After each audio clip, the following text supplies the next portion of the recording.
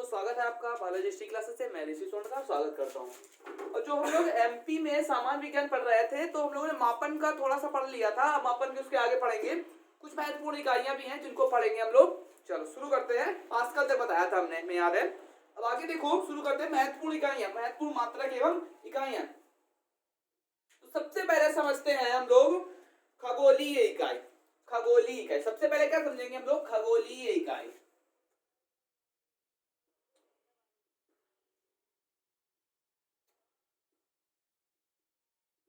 खगोलीय इकाई, ठीक है। अब देखो, खगोलीय इकाई में क्या नापना है हम लोगों को? खगोलीय इकाई पृथ्वी के केंद्र से सूर्य के केंद्र की औसत दूरी के बराबर होती है। क्या होता है? पृथ्वी के केंद्र से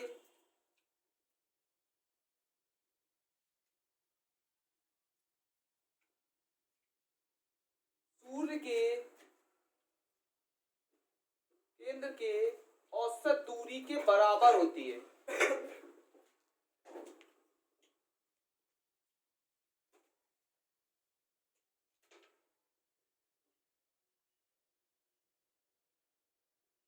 मान लो हमारी ये क्या है? पृथ्वी है। क्या है? तो जो इसके बीच की जो औसत दूरी है उसको क्या कहेंगे? औसत दूरी के बराबर होती है। इसको हम लोग क्या कहेंगे? खगोलीय इकाई कहेंगे या फिर खगोलीय दूरी कहेंगे। चलो आगे समझते हैं। दूसरा है हमारा प्रकाश वर्ष।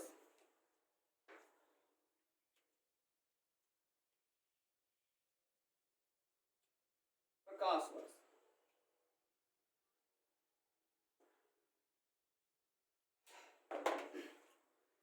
यह क्या है? ये खगोलीय दूरी मापने की इकाई है, ठीक है। ये क्या है? खगोलीय दूरी मापने की इकाई। एक प्रकाश वर्ष का मान 9.46 गुणा 10 की पावर 15 मीटर होता है। ये क्या है? खगोलीय दूरी मापने की इकाई है।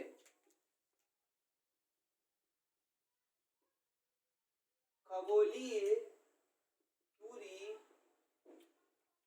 मापने की इकाई है।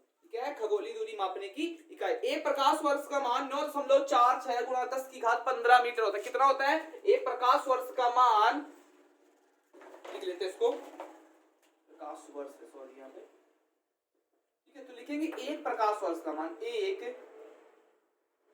प्रकाश वर्ष का मान कितना बताया? 9.46 गुणा 10 की घात 15 मीटर। कितना होगा? 9.46 गुणा 10 की घात 15 मीटर। क्वेश्चन आएगा कि एक खगोलीय, एक प्रकाश वर्ष का मान कितना होता है? 9.46 गुणा 10 की घात 15 मीटर, ठीक है। यह प्रकाश द्वारा एक वर्ष में 1,86,000 मील प्रति सेकंड के वेग से तय की गई दूरी है। ये कितनी है? 1,86,000 मील प्रति सेकंड के वेग से तय की गई दूरी है। मील प्रति सेकंड के वेग से तय की गई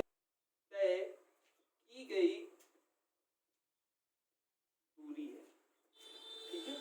एक प्रकाश खगोलीय दूरी मापने की इकाई है क्या? प्रकाश वर्ष। एक प्रकाश वर्ष का मान 4.96 गुणा 10 की घात 15 मीटर है। अब 1000, अब प्रकाश वर्ष है क्या? 1,86,000 मील प्रति सेकंड, मीटर नहीं, यहाँ पे मील लिख लेंगे। मील प्रति सेकंड के वेग से तय की गई दूरी। अगला हमारा जो है पारसेक। इसका उपयोग कहाँ पे किया जाता है? इसका उपयोग खगोलीय दूरी को व्यक्त करने के लिए किया जाता है। एक पारसेक का मान कितना होता है? 3 गुणा 10 की घात 16 मीटर, ठीक है। अगला क्या हमारा? पारसेक।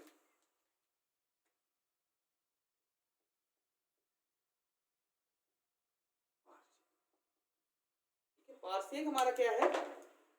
खगोलीय दूरी व्यक्त करने के लिए इसका उपयोग किया जाता है। खगोलीय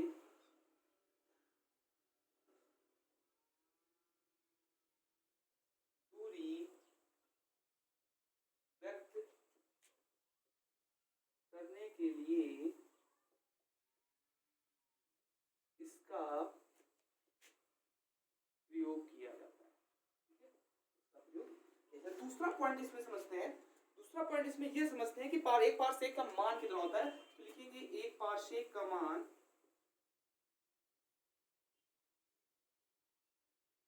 गुणा 10 की घात 16 मीटर होता है।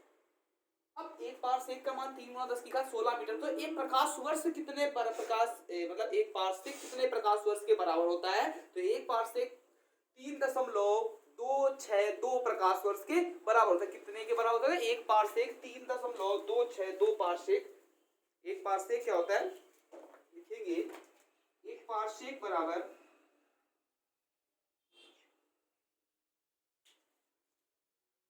3.262 प्रकाश वर्ष के बराबर होता है।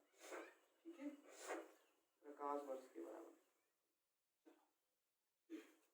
समझ में आया कि खगोलीय दूरी व्यक्त करने के लिए इसका प्रयोग किया जाता है। पारसेक का मान कितना होता है? एक पारसेक का मान होता है 3 गुणा 10 की घात 16 मीटर, और एक पारसेक बराबर कितना होता है? 3.262 प्रकाश वर्ष के बराबर। मतलब एक प्रकाश वर्ष का मान कितना था यहाँ पे? एक प्रकाश वर्ष का मान हम लोगों ने लिखा था, एक प्रकाश वर्ष का मान लिखा था 9.46 गुणा 10 की घात 15 मीटर। अगर क्या करें हम इसमें, करें क्या कि इसका अगर मीटर में इसको बनाना है तो इसका गुणा करा दे तो लगभग यही आ जाएगा हमारा। क्या आ जाएगा?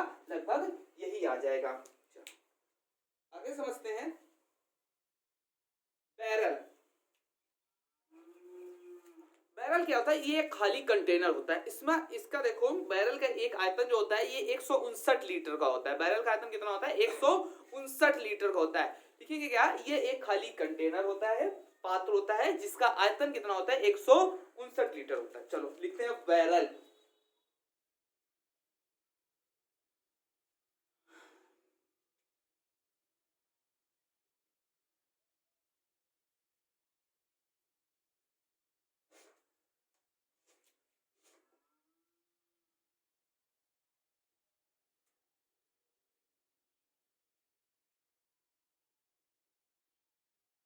बैरल, बैरल क्या होता है? जो तेल तेल मापे जाते हैं ना, जो तेल, कच्चे तेल, जैसे पेट्रोल, ये सब मापे जाते हैं ना, तो उसमें इसका प्रयोग किया जाता है। तो इसका आयतन कितना होता है? तो इसका आयतन लिखेंगे, पहले ये एक कंटेनर होता है, ये एक कंटेनर होता है। दूसरा पॉइंट इसमें समझते हैं, इसका आयतन कितना होता है? तो इसका आयतन होता है 159 लीटर। कितना होता है? 159 लीटर। एक बैरल का आयतन कितना होता है? 159 लीटर। अब इसका यूज कहाँ पे होता है? तो इसका यूज होता है कच्चा तेल मापने में, या फिर पेट्रोल, डीजल, कच्चा तेल मापने में। ये समझ लो, कच्चा तेल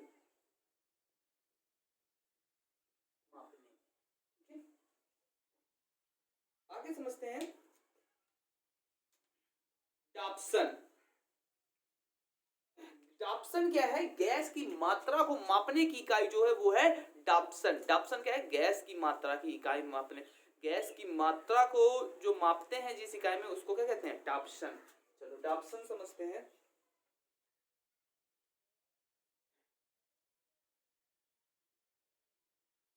डाप्सन,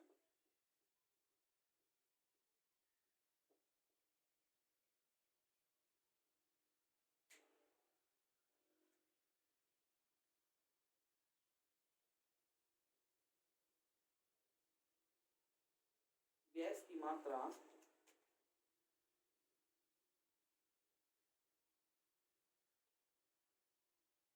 गैस की मात्रा मापने की इकाई क्या है? डाप्सन। उसके बाद अब जैसे हम लोग ओजोन को मापते हैं, तो ओजोन को कैसे व्यक्त करते हैं? वायुमंडल में जो ओजोन है उसको व्यक्त करने के लिए हम लोग डाप्सन का यूज करते हैं। तो यूज इसका लिख लेते हैं, ओजोन, वायुमंडल में ओजोन की मात्रा मापने के लिए क्या लिखेंगे? यहाँ पे हम लोग लिखेंगे वायुमंडल में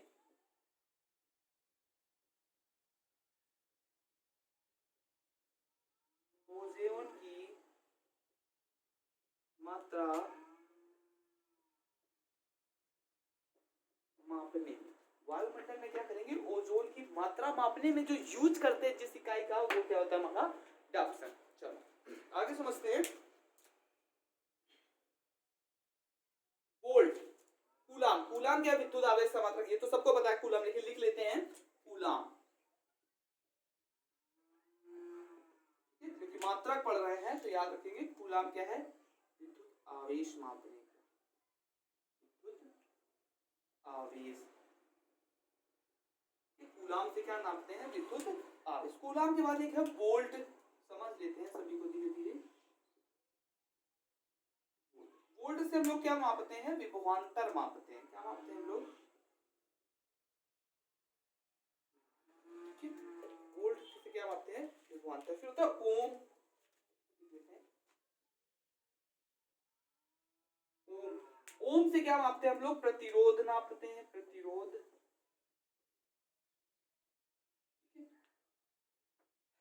प्रतिरोध क्या होता है? प्रतिरोध क्या होता है? तो प्रतिरोध हमारा होता है कि जो हमारे इलेक्ट्रॉन का प्रवाह होता है, जो हमारे इलेक्ट्रॉन का प्रवाह होता है, ठीक है, जो हमारे इलेक्ट्रॉन का प्रवाह होता है उसमें जो रुकावट उत्पन्न करे वही हमारा क्या होता है?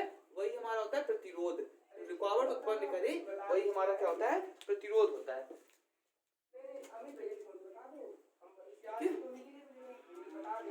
वही हमारा क्या होता है? प्रतिरोध। मतलब इलेक्ट्रॉन जा रहे हैं, इलेक्ट्रॉन जा रहे हैं, जो इलेक्ट्रॉन को रोक रहा है वही हमारा क्या है? वही हमारा प्रतिरोध है। ठीक है, समझ गए ना प्रतिरोध? अब देखो एक और होता है वॉट।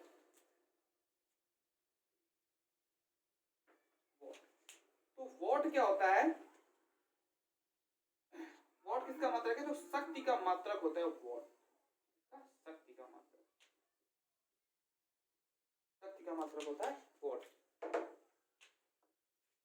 ठीक, आगे देखते हैं। ठीक है, तो आगे देखो हॉर्स पावर। एक एचपी बराबर कितना होता है? 746 वाट। बता चुके हैं सर। एक एचपी बराबर कितना होता है? 746 वाट। अब 1 किलोवाट घंटा में कितने मेगा जूल होते हैं? या 1 किलोवाट घंटा में कितने मेगा जूल होते हैं? तो लिखेंगे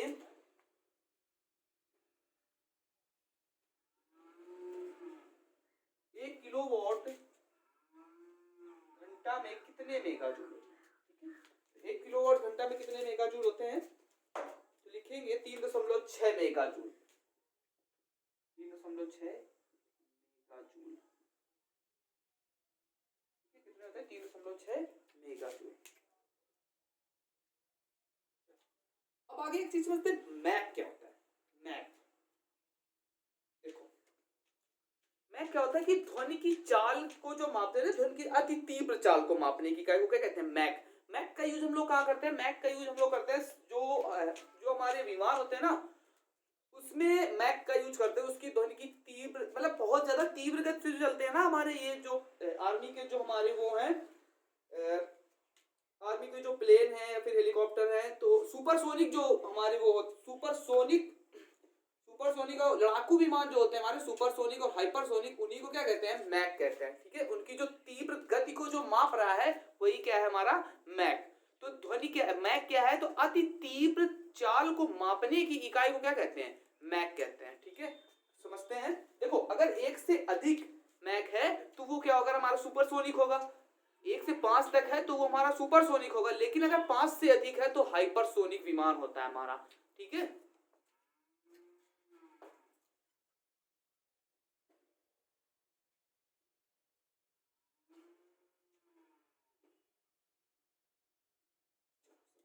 मैक क्या है? मैक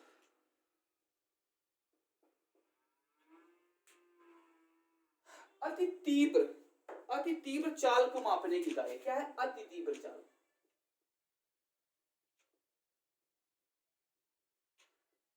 अति तीव्र चाल मापने में किसका यूज किया जाता है? मैक। दूसरा पॉइंट समझते हैं इसमें कि अगर 1 से 5 तक, 1 से 5 तक मैक है तो वो क्या होगा? हमारा सुपरसोनिक होगा। 1 से 5 तक है तो हमारा सुपरसोनिक होगा, लेकिन अगर 5 से अधिक है तो उसको क्या कहा जाता है? उसको कहा जाता है हाइपरसोनिक। ठीक है, तो 1 से 5 तक को क्या कहा जाता है? 1 से 5 तक मैक है तो क्या कहा जाएगा उसको? हमने बताया कि 1 से 5 तक है तो उसको सुपरसोनिक।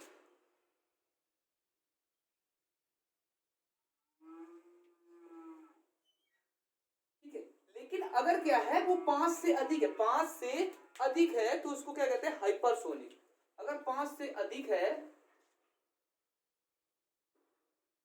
तो उसको क्या कहते हैं? हाइपरसोनिक।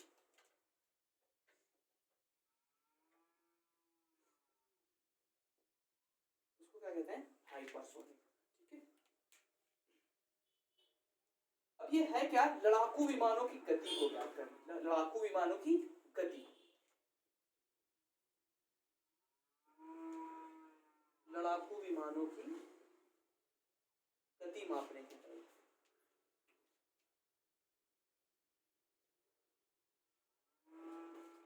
गति मापने की क्या है हमारे, लड़ाकू विमानों की गति मापने की क्या है हमारी, मैक। फिर आगे देखो एक चीज और समझते हैं, सोनार क्या होता है। सोनार का यूज हम लोग कहाँ पे करते हैं, सोनार का यूज हम लोग करते हैं किसमें, नौवहन में, मतलब किसमें, जहाजों में करते हैं, पानी वाले जहाजों में करते हैं। ठीक है, चलो समझते हैं सोनार, अब आगे समझते हैं सोनार।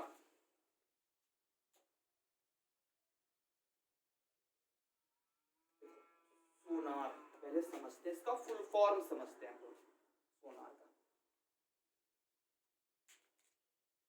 देखो यहाँ पे एसओ से होगा साउंड, एन से होगा नेविगेशन, एन से क्या होगा, नेविगेशन, एंड रैंगिंग, एंड इसे होगा एंड, और इससे होगा रैंगिंग, क्या होगा, रैंगिंग। तो फुल फॉर्म भी आ सकता है इसका, सोनार का फुल फॉर्म क्या होता है, साउंड, नेविगेशन एंड रैंगिंग।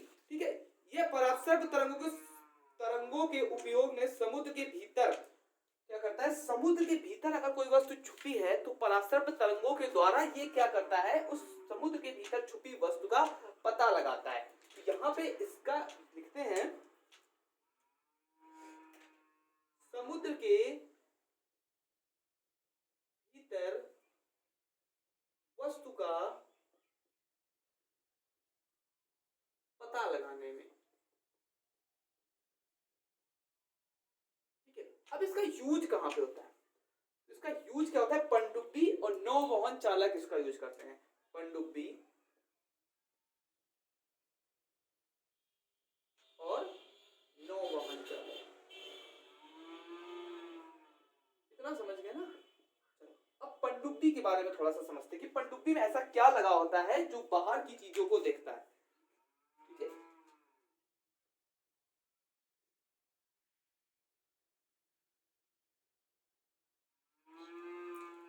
पनडुब्बी में ऐसा क्या लगा होता है जो बाहर की वस्तुओं को देख के बताता है। मान लो हमारा ये समुद्र, हम लोग समुद्र के अंदर, मान लो समुद्र के अंदर हमारी क्या है, पनडुब्बी है।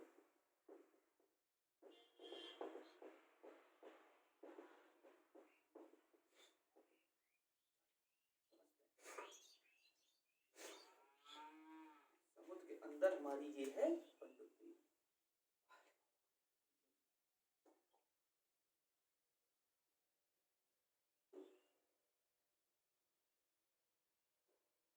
अब इससे बाहर की वस्तुएं, जो बाहर की वस्तुओं को जो देखते हैं वो किससे देखते हैं, मान लो ये तो पता चल गया, जब पूरी अंदर चल रही, जब पूरी अंदर चल रही तब तो हम लोग सोनार का यूज कर रहे हैं कि आगे कोई वस्तु है तो सोनार हमारा क्या देने लगेगा, परावर्तक तरंगों की तरह ये हमें यहाँ पे बताने लगेगा, ऐसे ऐसे बनके आने लगेगा, ये बताने लगेगा कि आगे कुछ है।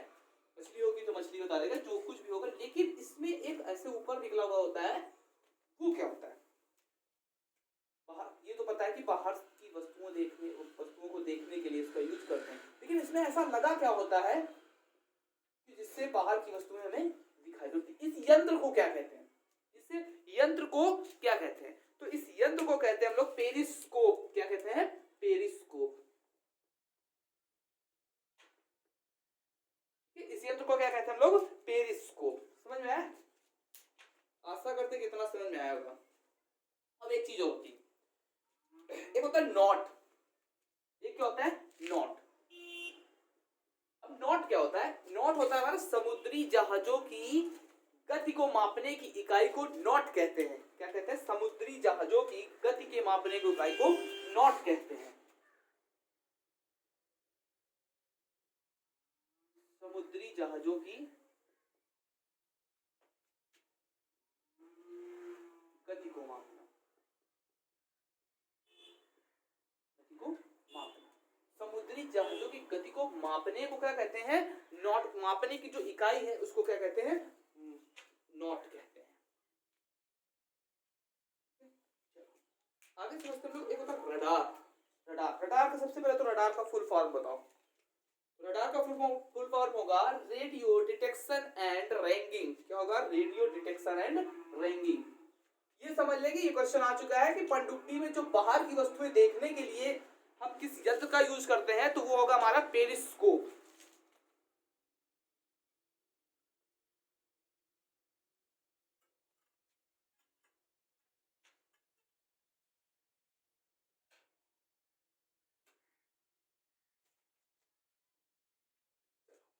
समझते हैं आगे radar.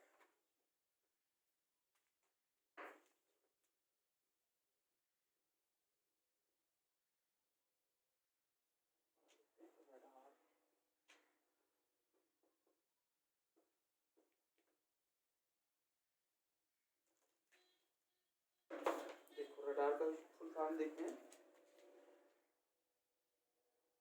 Radio detection and ranging. Radar का फुल फॉर्म होता है रेडियो डिटेक्शन एंड रेंगिंग। ये क्या होता है? सूक्ष्म तरंगों के उपयोग से किसी वस्तु की स्थिति का पता लगाते हैं। किसका पता लगाते हैं? ये सूक्ष्म तरंगों के उपयोग से किसी वस्तु की स्थिति का पता लगाते हैं। कैसे पता लगाते हैं? काम कैसे करता है ये देखो। ऐसे हमें बताने लगता है कि आगे कोई वस्तु यहाँ आ रही है, जैसे आगे से प्लेन आ रहा है, ठीक है, तो ये जैसे ही इसमें घुसेगा, मतलब इसके रेंज में आएगा, तुरंत ये हमें बताने लगेगा।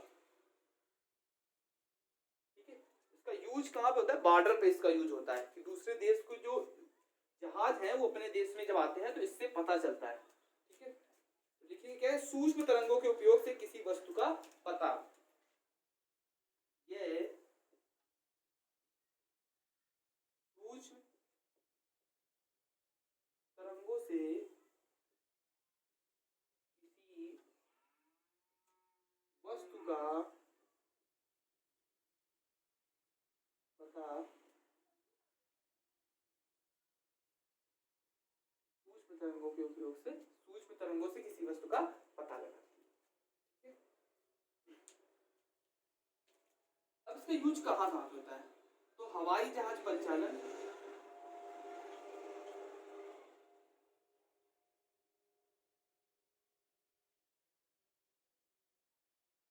और इसका यूज कहाँ होता है?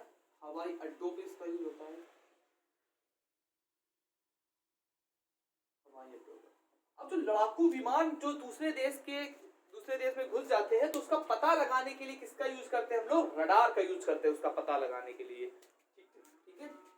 अब एक होता है रिक्टर स्केल, ये तो समझ में आ गया होगा। एक होता है रिएक्टर स्केल। ठीक है, चलो यहीं पे इसी में समझ लेते हैं। रिएक्टर स्केल या फिर रिक्टर स्केल भी लिखा होगा, रिएक्टर भी लिखा होगा, तो रिक्टर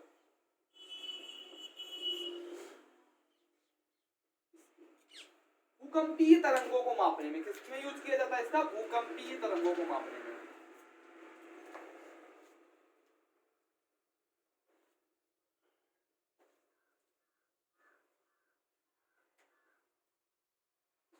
भूकंपीय तरंगों को मापने। ठीक है, रिक्टर स्केल का प्रयोग कहाँ किया जाता है? भूकंपीय तरंगों को मापने।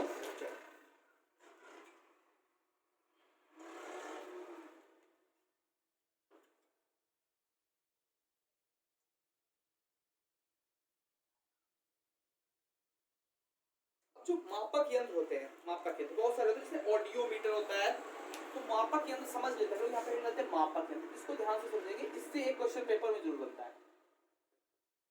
मापक यंत्र, इधर डालेंगे मापक यंत्र और इधर डालेंगे उपयोग या फिर अनुप्रयोग। मापक में आ जाए मापक, इधर डालेंगे अनुप्रयोग।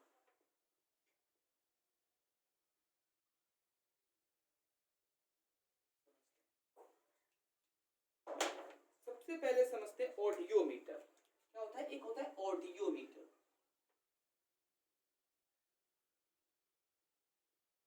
होता है ऑडियोमीटर। ऑडियोमीटर से क्या होता है? ध्वनि की तीव्रता मापने में इसका यूज कहाँ पे करते हैं? ध्वनि की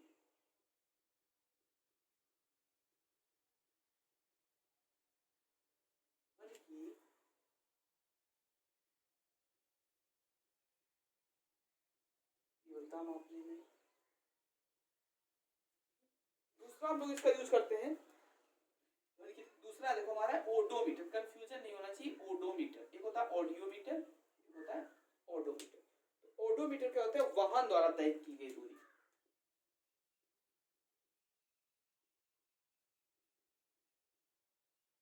द्वारा तय की गई, ठीक है। ओडोमीटर एक होता है ऑडियोमीटर, ऑडियोमीटर ध्वनि की तीव्रता मापने में यूज किया जाता है, होता है ओडोमीटर ये वाहन द्वारा तय की गई दूरी को मापने में। अगर होता है अल्टीमीटर, अल्टीमीटर का होता है अल्टीमीटर, अल्टीमीटर तो ऊंचाई मापने में,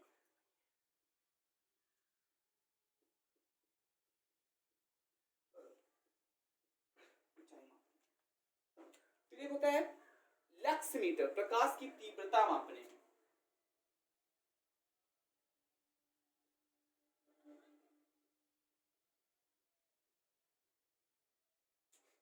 लक्स मीटर क्या है, प्रकाश की तीव्रता मापने में।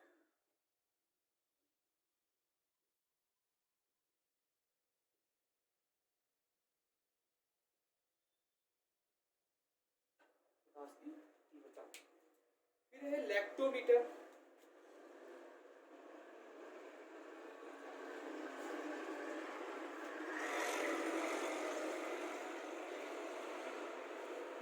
दूध की शुद्धता या घनत्व मापने में, दूध की शुद्धता या घनत्व मापने में, शुद्धता या घनत्व मापने में,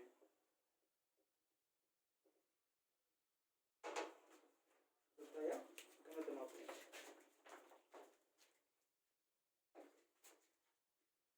फिर देखो हमारा हाइड्रोमीटर, तरल पदार्थों का सापेक्षिक घनत्व मापने में। फिर क्या हमारा हाइड्रोमीटर,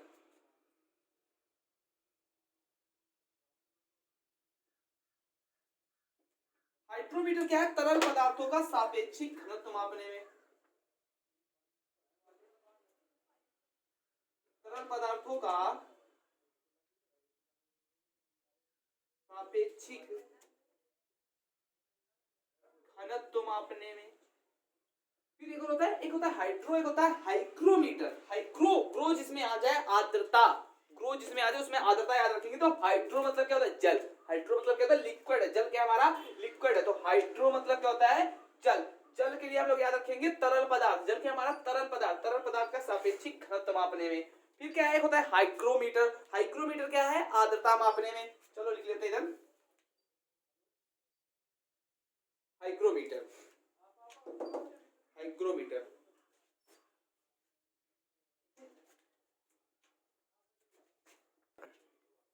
ठीक है, हाइग्रोमीटर एक और लिख लेते हैं, क्या बोला था, हाइग्रोमीटर।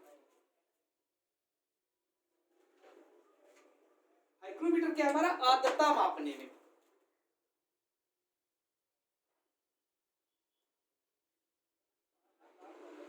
हाइग्रोमीटर क्या है, आर्द्रता मापने में। ठीक है, उसके बाद है अमीटर, विद्युत धारा मापने में।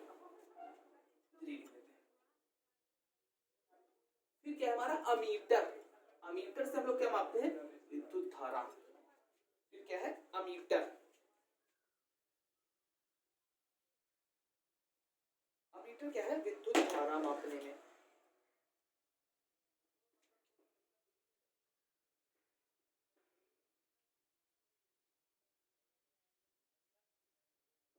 विद्युत धारा मापने में। फिर अमीटर के बाद है एनीमोमीटर। एनीमोमीटर से क्या मापेंगे हम लोग, वायु की गति मापने में। एनीमोमीटर,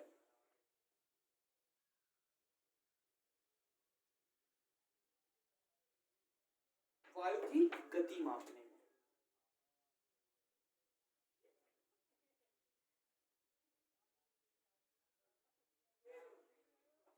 वायु की गति। फिर होगा वोल्ट मीटर, विभवांतर। इसमें ये नहीं लिखना है, वोल्ट मीटर सबको पता है, विभवांतर मापने में। सिस्मोग्राफ भूकंप को मापने में। ठीक है, भूकंप की तीव्रता मापने में, ये भी पता है सबको, सिस्मोग्राफ भूकंप की तीव्रता मापने में। फिर थर्मामीटर, ताप मापने में, ये भी पता है। अब पायरोमीटर लिखते हैं,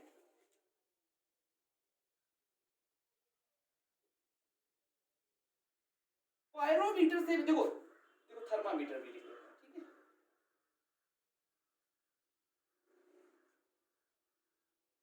थर्मामीटर से क्या मापते हैं हम लोग? ताप मापते हैं, कितना ताप मापते हैं। तो पायरोमीटर से ताप मापते थोड़ा बहुत ताप, लेकिन पायरोमीटर में क्या करते हैं? सूर्य की सतह तक का ताप मापते हैं। किससे? पायरोमीटर से सूर्य की सतह का, सूर्य जो होता है तो सूर्य की सतह का ताप हम लोग पायरोमीटर से ही मापते हैं। यहाँ का तापमान अंदर का नहीं, सूर्य की सतह का तापमान हम लोग किससे मापते हैं? पायरोमीटर से। तो कितना ताप मापते हैं? तो यहाँ पे लिखेंगे हम लोग 1500 डिग्री सेंटीग्रेड से अधिक ताप मापने में, 1500 डिग्री सेंटीग्रेड से अधिक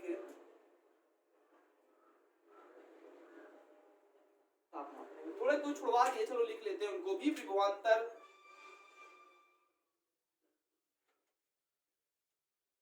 वोल्टता, विभवांतर क्या था हमारा?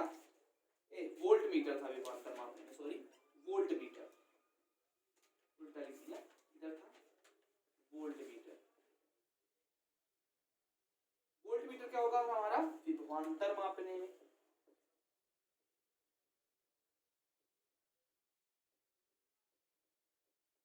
वोल्ट मीटर के बाद सिस्मोग्राफ, तो पता है सबको कि सिस्मोग्राफ से क्या मापते हैं? भूकंप की तीव्रता। एक होता है कैरेटोमीटर, कैरेट मीटर, एक होता है कैरेट मीटर। हमने सोने के लिए पढ़ा है कि 24 कैरेट शुद्ध सोना कितने का होता है? कितने कैरेट का होता है शुद्ध सोना? शुद्ध सोना कितने कैरेट का होता है? तो 24 कैरेट का होता है, ठीक है।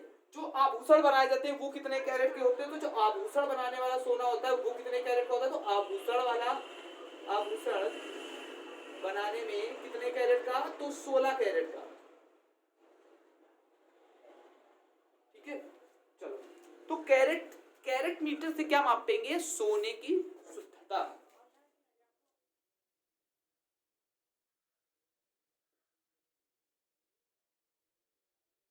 कैरेट मीटर से क्या मापते हैं? सोने की शुद्धता।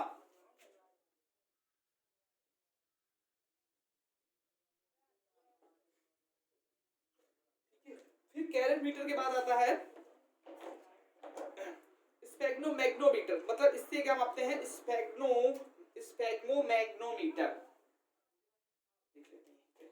स्पेग्नो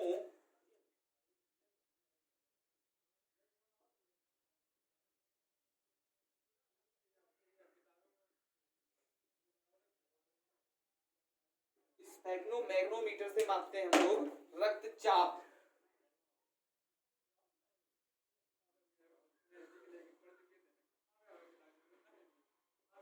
रक्तचाप मापने। फेदोमीटर से क्या मापेंगे? समुद्र की गहराई। फेदोमीटर से समुद्र की गहराई मापने में लिख लेते हैं फेदोमीटर, चलो यहीं पे लिख लेते हैं फेदोमीटर से।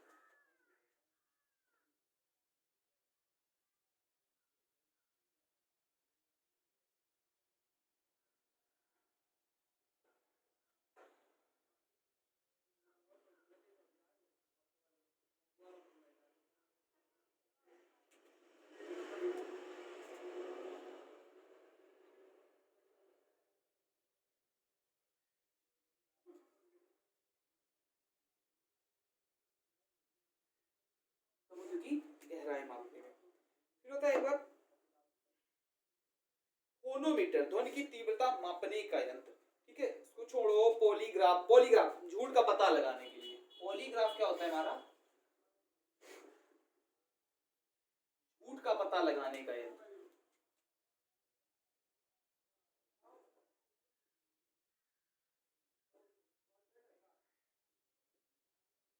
पता लगाने, ठीक है। फिर देखो लिखते हैं कार्डियोग्राम, कार्डियोलॉजी। कार्डियोलॉजी किससे संबंधित? एक दिन हम आप लोगों को लॉजी करा देंगे। तो कार्डियोलॉजी किससे संबंधित है? हृदय से। तो कार्डियोग्राफ से क्या मापेंगे? कि हृदय की गति, ठीक है। जो हृदय हमारा पंप करता है उसकी गति मापेंगे, तो कार्डियोलॉजी।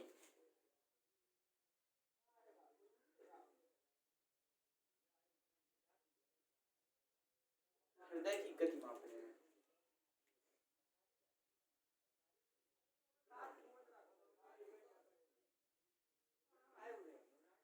गति मापने में, ठीक है। कार्डियोलॉजी मतलब हृदय की गति मापने में, ठीक है।